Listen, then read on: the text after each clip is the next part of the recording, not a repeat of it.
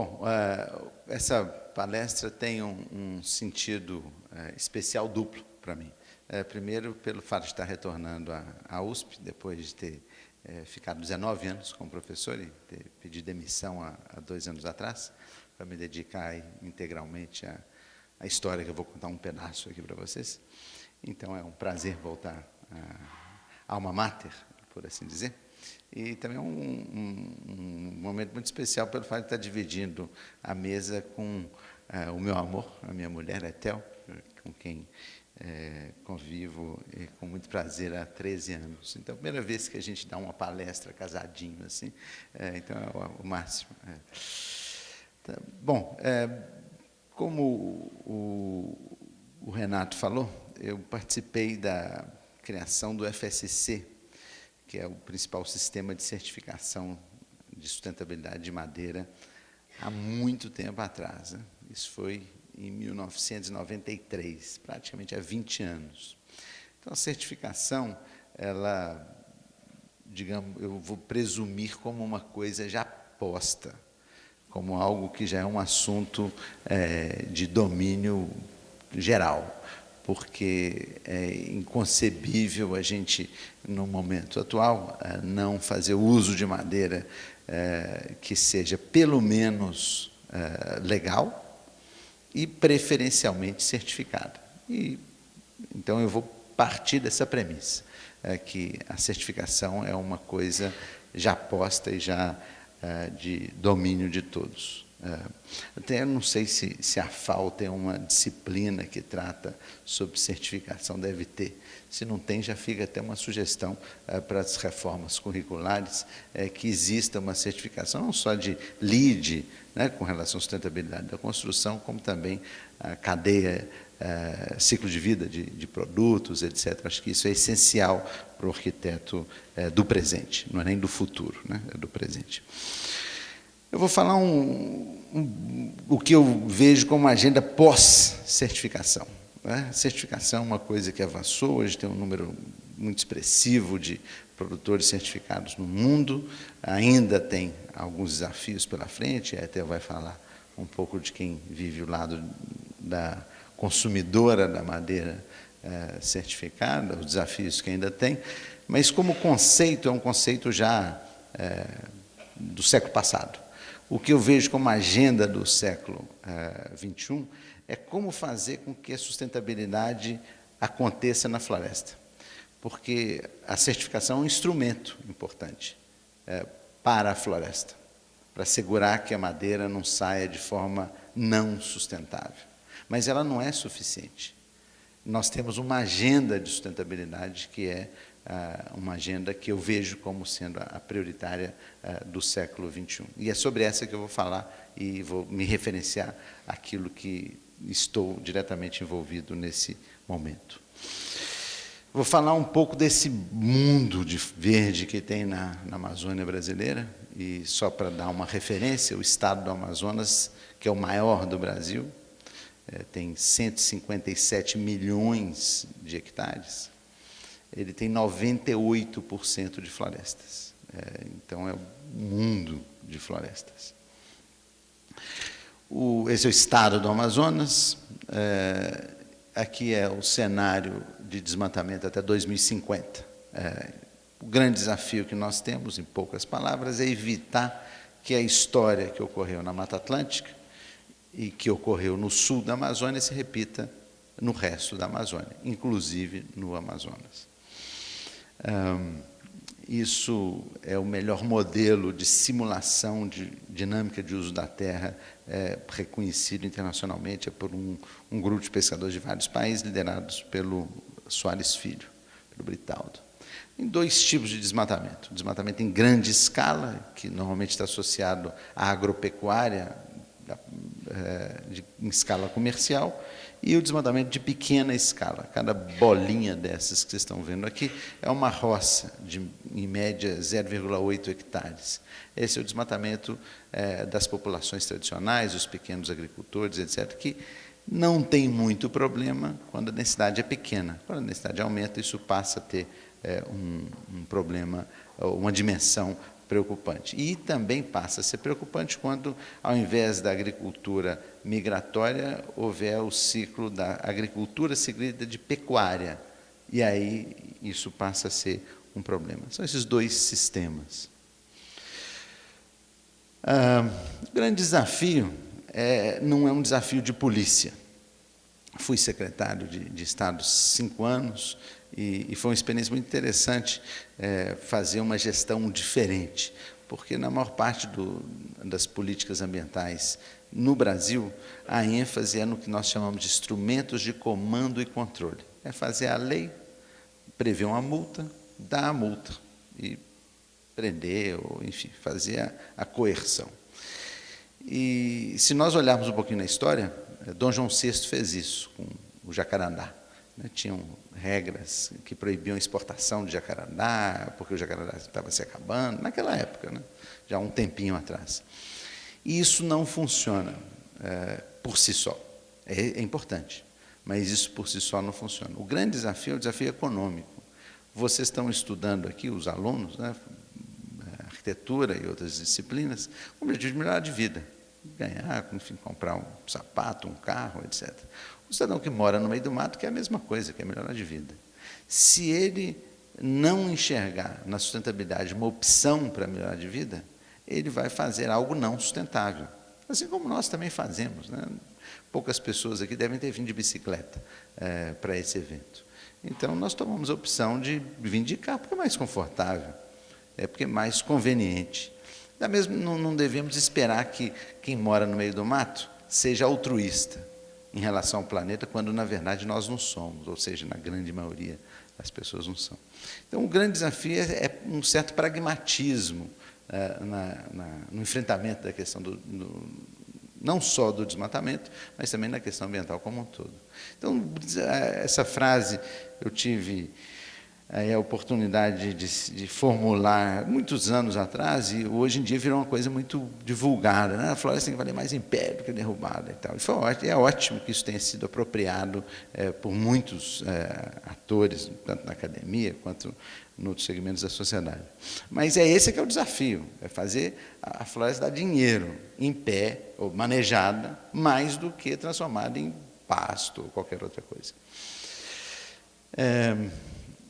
Esse aqui é uma dinâmica que quase funcionou, mas ela está aqui embaixo, às vezes ela não funciona. Aqui é quem sabe...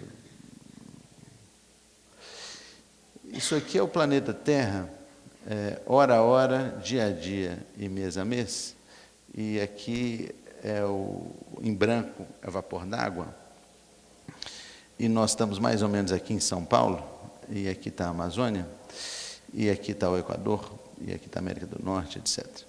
A Suíça está aqui, diante dos colegas que vieram de lá. Esse fluxo de vapor d'água, que eu não vou explicar em muitos detalhes, mas o resumo do resumo é o seguinte: as florestas equatoriais funcionam como uma grande bomba d'água, por diferenças de pressão, e fazem com que esse fluxo de água corra da forma como vocês podem ver aqui. O que eu quero mostrar com isso? Uma mensagem muito simples.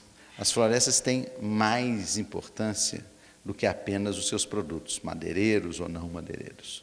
Elas contribuem para o fluxo de vapor d'água no planeta. E esse fluxo de vapor d'água ele é importante por muitas razões, mas saliento só 3. A energia, que nós mais ou menos dependemos de 70% de hidroeletricidade, vem dos rios que são abastecidos pelas chuvas, que passam pela Amazônia em grande medida. Segundo, o abastecimento urbano de água, que é em torno de 70% também do Brasil aproveita a água de rios e córregos, etc. E a agricultura. Sem água, a gente não produziria o que produzimos hoje. Não dá para fazer com base em irrigação. Então, manter essa bomba d'água funcionando é essencial para nós.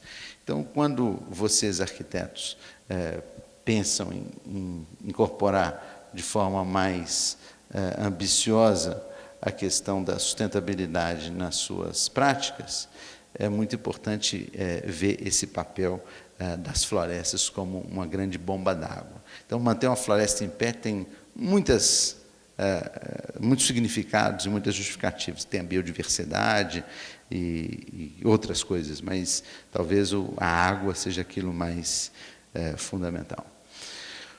Bom, além dessa importância, que eu não vou entrar muito em detalhe, mas é digno de registro, né, o valor das florestas do ponto de vista ambiental, a ênfase da minha fala aqui vai ser sobre o lado humano. As florestas não são um conjunto de plantas e bichos, né? Elas têm gente. A Amazônia tem 20 milhões de pessoas que moram na Amazônia.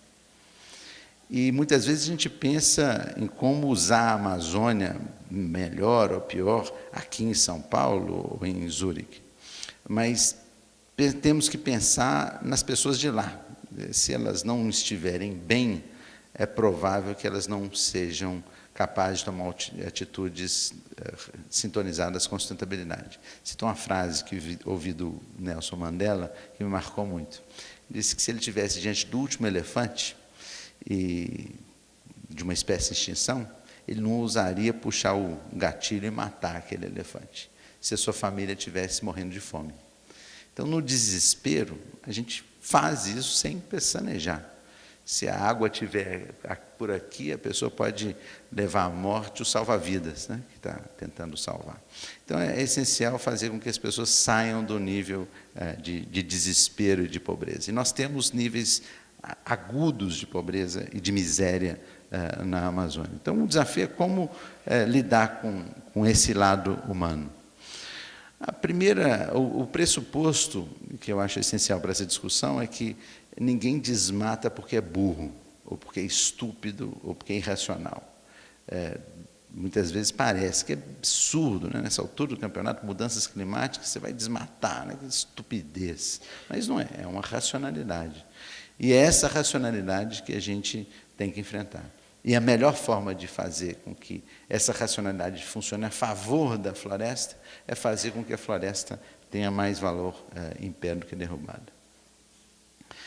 Eu vou falar de lugares no mundo muito diferentes do que a maior parte de vocês está acostumada, porque são lugares isolados, distantes. Preparar esses lugares para a chegada inexorável da fronteira agropecuária. Isso aqui é uma unidade de conservação que chama Uacari, que é o nome de um macaco, Reserva de Desenvolvimento Sustentável do Uacari, e que fica no município de Carauari, e que para chegar na entrada dessa reserva demoram 11 horas de barco, até a primeira unidade de conservação, ou primeira comunidade. Para a segunda são 12, e assim vai. Até para atravessar a reserva são 50 horas de viagem ininterrupta. Para chegar a Carauari são 8 dias. Então, é um outro mundo, é um mundo fluvial, um mundo do isolamento, né? Dessa Amazônia profunda. A gente implementa um programa que tem uma abordagem que pretende ser e se propõe a ser holística, ou seja, não olhar apenas o problema da certificação da madeira, mas olhar também a saúde pública, olhar também a educação, olhar também o empoderamento. Nós investimos num programa chamado Bolsa Floresta, que foi inventado no Amazonas, é um programa de pagamento por serviços ambientais, que eu acho que é um outro conceito importante de ser incorporado, enfim, numa temática curricular voltada para a sustentabilidade. Quer dizer, o que é serviço ambiental é essencial o arquiteto também dominar isso, mas não vou entrar em profundidade nisso. Isso é um sistema de pagamento por serviço ambiental. Quer dizer, a floresta presta um serviço. A água, que eu me referi aqui, e outras coisas, são serviços ambientais que o mercado não consegue precificar, e é uma falha de mercado, né? Falando o linguajar dos economistas. Então, nós investimos em geração de renda, R$160 mil por ano em cada unidade de conservação, em geração de renda. Aí é a vara de pescar e não é o peixe. É como fazer a floresta dar mais resultado em pé do que derrubada. Investimos na área social, na ordem de grandeza disso, 170 mil. E aqui é saúde e educação. Esses lugares são abandonados pelos prefeitos, como regra. Por quê? Porque é muito caro e dá pouco voto. Então, é muito mais lógico fazer as instalações nas periferias das cidades, porque é mais barato, dá mais voto. Então, cria-se um ciclo perverso, onde a Amazônia hoje é um universo cheio de terras, mas é urbana. Essa é a saga da América Latina inteira, né? Não é só um problema da Amazônia. O Brasil é 85%, né, urbano. Então, lida com isso, com levar... O principal fator de êxodo rural da Amazônia são a ausência de educação, e são as mulheres que levam a isso. O terceiro componente é o de associação. Existe um déficit de poder político dessas comunidades, não porque sejam menos politizadas do que nós aqui, mas pelo fato de ter uma logística muito difícil. Então, o associativismo é muito caro. Isso aqui vai voltado para, basicamente, uma lanchinha, gasolina, e placa solar, internet, etc., para que os presidentes tenham conectividade. E o quarto componente é um componente de transferência de renda, que vai à mulher e tem uma missão de dar concretude, de ser uma coisa de curto prazo, que já dá resultado, porque investir em geração de renda, que é algo de mais longo prazo e que as pessoas, muitas vezes, não se animam a esperar resultados de longo prazo. Tudo começa com um termo de compromisso de desmatamento zero, e nós estamos, e a lógica é essa, voltado para aquilo que falei no início, valorizar a floresta em pé. Então, aqui eu cito o exemplo da castanha, que começa com oficinas de capacitação, com práticas ecológicas, como melhor colher a castanha, e depois como secar a castanha, com secadores solar, depois mini tratores para transportar a castanha, que é um problema ergonômico, né, carregar um saco de castanha nas costas, dá dor na coluna, não é só gente urbana e abastada que tem dor de coluna, o caboclo também tem, o índio também tem. Barco para transportar os produtos, para sair fora do intermediário, apoio a cooperativas locais com tecnificação, até a produção da castanha certificada e chegar com ela ao supermercado no Brasil inteiro. Então, a gente trabalha desde a floresta até a ponta, até a prateleira. E isso com todos os produtos da floresta, inclusive a madeira. Então, a madeira é uma parte de todos. A castanha tem um uso muito interessante, que é o ouriço da castanha como material de revestimento. E tem uma empresa, microempresa em Manaus produzindo isso muito legal. Pelo Google aí vocês encontram. Isso aqui é um detalhe do extrator, do secador, do barco.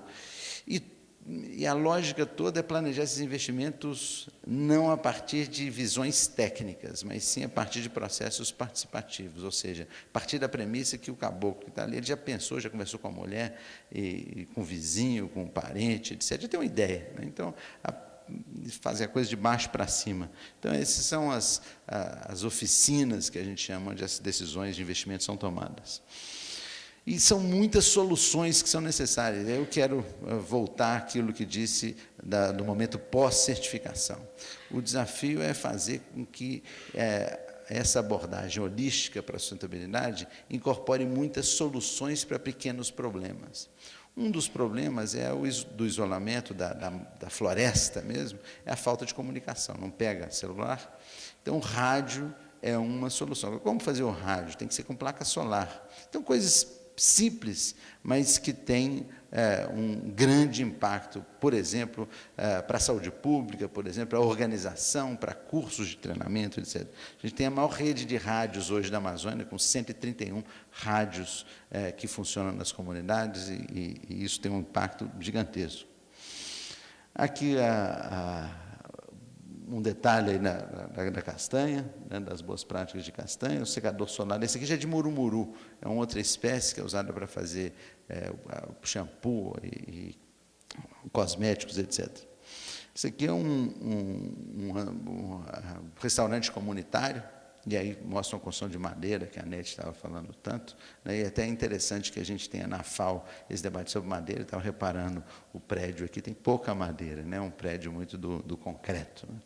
E é interessante porque essa arquitetura foi toda uma arquitetura do design caboclo, são marceneiros de construção naval. Essa região aqui, ela é fantástica em tecnologia de manipulação da madeira por conta da arquitetura, ou melhor, da construção naval. Tem uma sabedoria enorme, inclusive é uma sabedoria que está em processo de empobrecimento por causa de uma resolução completamente sem pé nem cabeça de proibir a construção de barcos de madeira na Amazônia. Bom, aqui é o turismo, o boto, né? Aliás, o boto, não sei se vocês conhecem a história do boto, para os amigos aí da Suíça, o boto é uma figura muito interessante, é a melhor solução antropológica para o problema da gravidez solteira, né? Porque a mulher pode chegar e dizer que foi seduzida pelo boto e está, portanto, grávida do boto. E é absolutamente aceito, não tem nenhum problema, né? Não tem nenhum problema. Você pode dizer, a mulher chega e ainda tem a possibilidade de contar que foi debaixo daquela árvore, naquele dia, chegou tal, porque o boto é irresistível, né? E nós, inclusive, temos um testemunho vivo disso, que é Etel e eu. Quando nós nos encontramos, apareceu um boto e deu uma piscadinha para nós dois. Então, ele tem esse efeito também de promover o papel de Santo Antônio. Mas isso é uma operação de turismo, de nadar com boto e tal, por enquanto ainda não teve nenhum caso reportado assim de gravidez de turista, não, mas pode acontecer. Isso aqui é uma solução para o problema de comércio. As pessoas que estão lá na ponta pagam normalmente o dobro do que quem mora na cidade pelos gêneros, tipo sal, café e etc. Então, esses supermercadinhos que chamam cantina, a gente fez, já tem uns 10 ou 12 no meio da floresta, conseguem vender a 50% do preço do regatão, que é o comerciante que é o resquício de uma semi-escravidão que existia, onde o sujeito vende pelo aviamento. Ele vende fiado, compra a produção da pessoa, um preço aviltado, e vende também a um preço aviltado. Então, isso é uma forma de aumentar a renda, fazendo com que a relação de troca seja mais vantajosa. Isso aqui é uma ambulância, como o nome sugere, é uma ambulância fluvial. Tem impacto enorme, picada de cobra, mordida de jacaré, etc. A gente tem uma rede de ambulantes dessas ligadas a esses rádios, etc.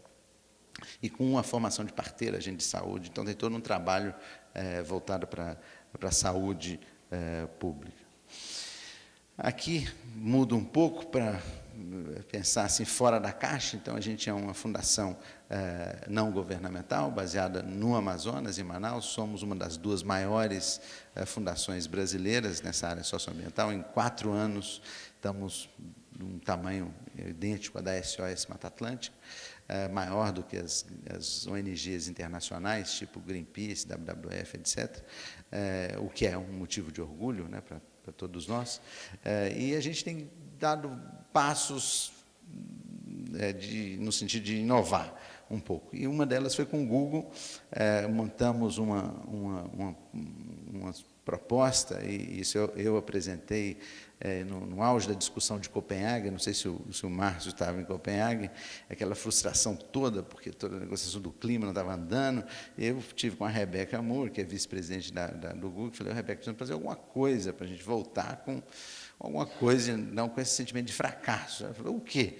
Eu tinha acabado de entrar no Street View para olhar em Copenhague algum endereço que precisava. Falei, por que nós vamos fazer um Street View for the Amazon? Uma coisa que a gente entre dentro da floresta e com isso atrai as pessoas assim, a realidade. E aí surgiu esse negócio que foi muito interessante. Ele falou, na mesma hora, falou assim, fantástico, está aprovado, não conta para ninguém, vamos fazer isso, lançado daqui a um tempo. E aí envolveu uma série de geringonças, invenções. Uma delas foi esse trike, que depois acabou sendo usado em outros lugares, que dava para andar no meio da floresta, em alguns lugares melhores, outros lugares eram um tripé, e aqui a gente colocou numa voadeira para entrar dentro do Igapó. O Igapó é a floresta inundada da Amazônia, e com isso, então quem quiser entrar viajar pela floresta, pode entrar no Street View for the Amazon. E aí foram todas essas geringonças, como que a gente fez, como é que a gente mediu. E isso aqui é uma imagem dessa página aí do Google. E teve um impacto enorme disso, foi muito interessante do ponto de vista de mídia. A gente teve 700 mil visualizações do vídeo e 30 mil menções da imprensa. É impressionante o poder do Google, né? E agora a gente está fazendo uma coisa muito interessante com transparência, porque um dos desafios do mundo, e a gente está vivendo até um contexto aí, interessante no Brasil nesse aspecto, né, enfim, julgamento do Supremo Tribunal Federal, e como que a gente tem, no nosso caso, uma auditoria da Pricewaterhouse das nossas contas, finanças. Então, isso é auditado a cada 6 meses, etc.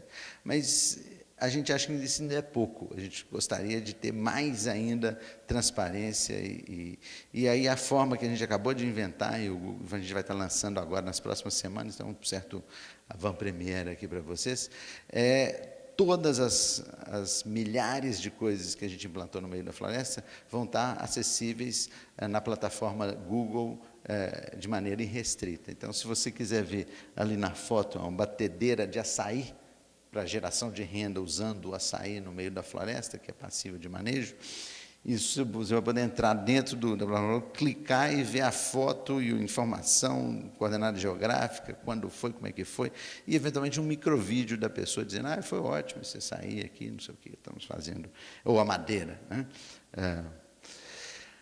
Aí aqui uma iniciativa que também para nós é muito importante é a ênfase em educação. Eu falei muito em economia, né? Fazer a floresta valer mais em pé do que derrubada, então mexer com o bolso.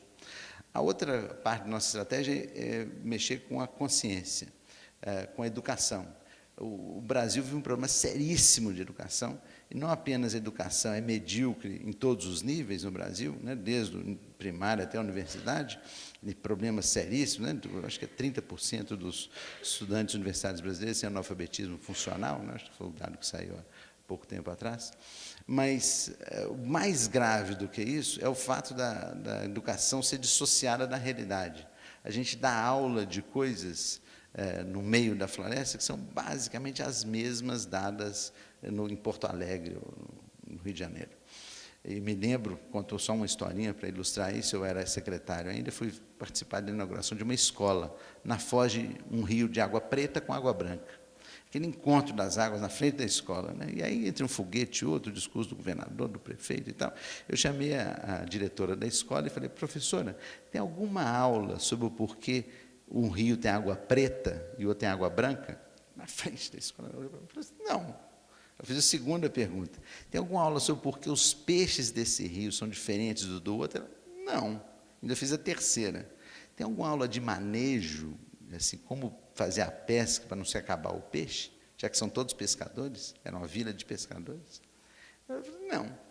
Mas a escola, aí fui ver a biblioteca. A biblioteca tinha livros ótimos, todos novos. Tinha 6 livros de Sócrates.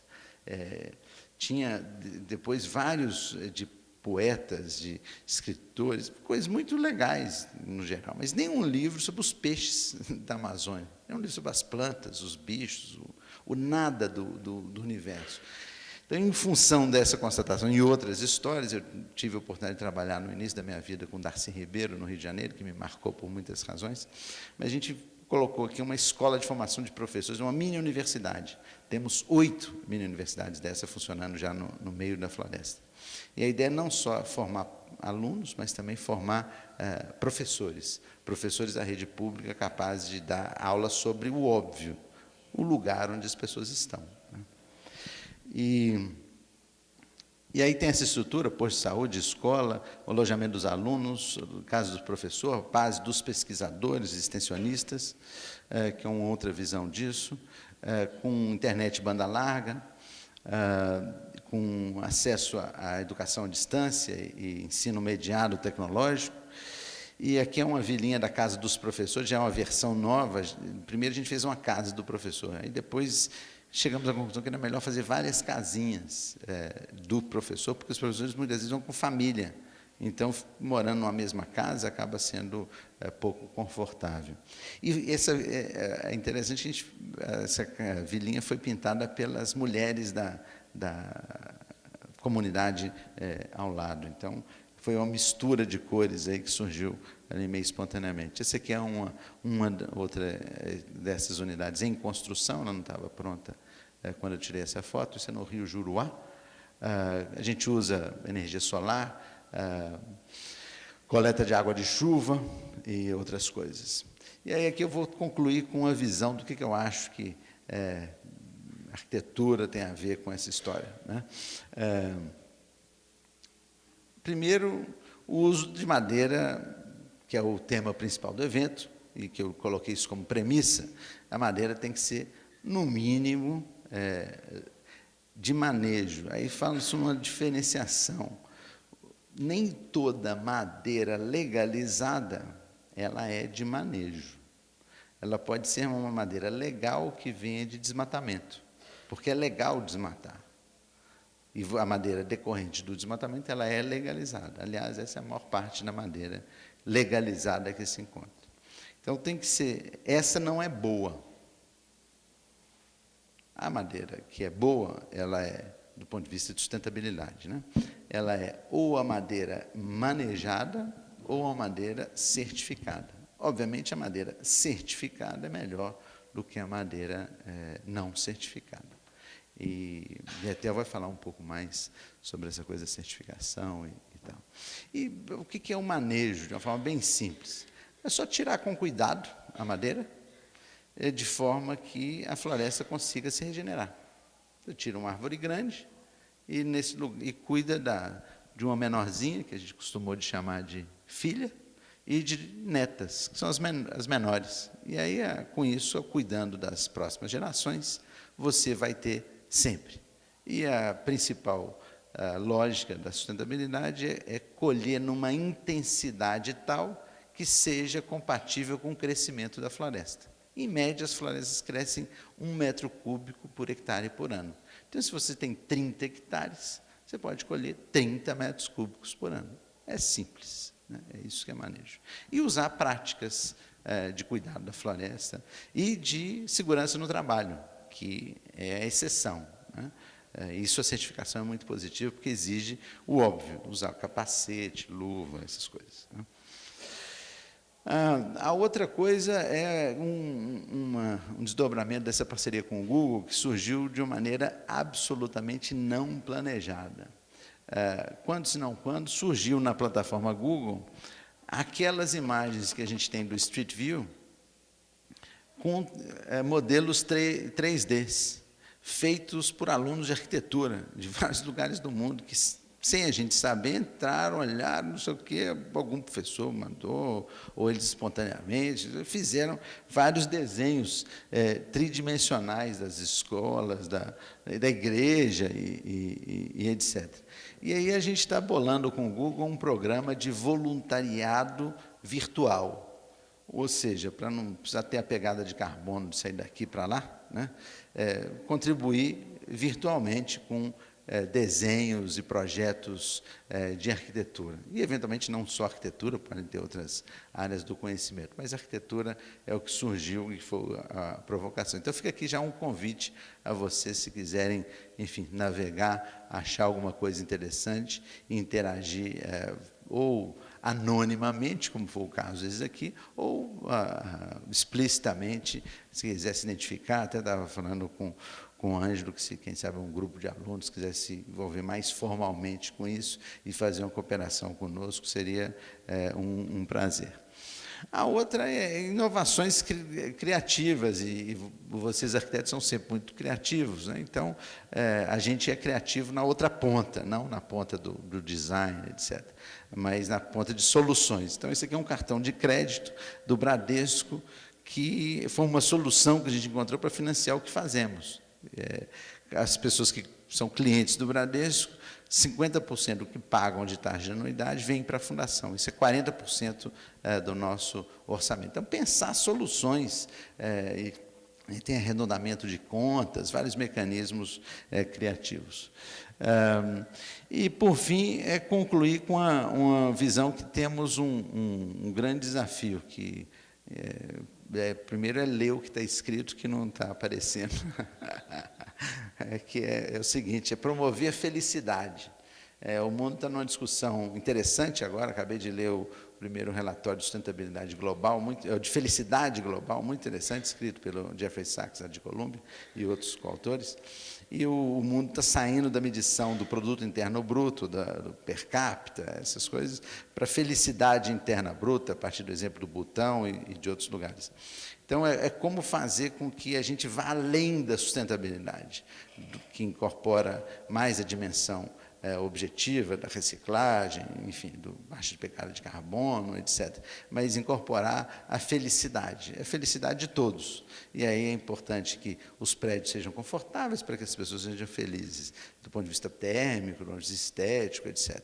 Mas em todas as suas dimensões da felicidade. Então, como paradigma, eu queria deixar esse final aqui de reflexão, em que acho que a arquitetura tem que estar, assim como muitas outras profissões, ou melhor dizendo, todas as outras profissões, sintonizada na promoção daquilo que eu acho que é a principal utopia dos tempos atuais, que é promover a felicidade.